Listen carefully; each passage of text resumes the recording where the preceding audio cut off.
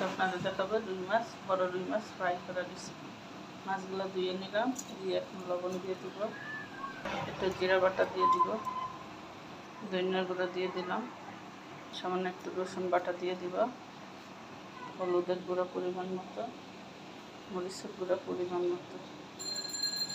মতো, সরিষার তেল দিয়ে দিলাম। দিয়ে মাছগুলো আমি ভালো করে মেখে নিব।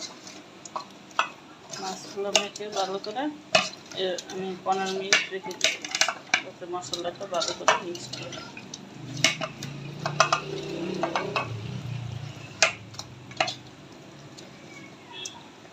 ভালো করে আমার মাখা হয়ে গেছে। দিয়ে দিলাম ফ্রাই প্যানে গরম হওয়ার জন্য। সয়া সস নিয়ে নিলাম, এগুলো এখন এইভাবে হালকা একটু লাগাবো, লাগিয়ে ওই যে মাছগুলো দিয়ে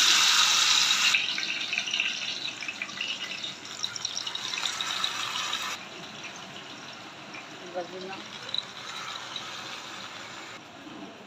এইভাবে লাগালাম। মাছগুলো সব উল্টে দিলাম।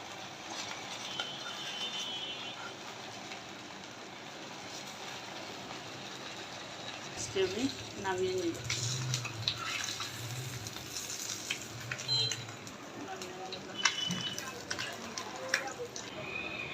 বাকি মাছগুলো এইভাবে সয়া সস লাগিয়ে মাছগুলো ভেজে দিই। সয়া সস লাগিয়ে নিলাম, এইভাবে সয়া সস লাগিয়ে নিলাম, এইভাবে সয়া সস লাগিয়ে নিলাম। সবগুলো মাছ উল্টে দিই।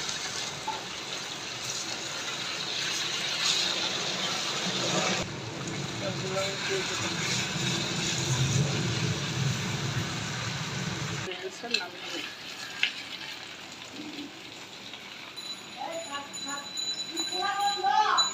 কোনো পুরা গন্ধ না।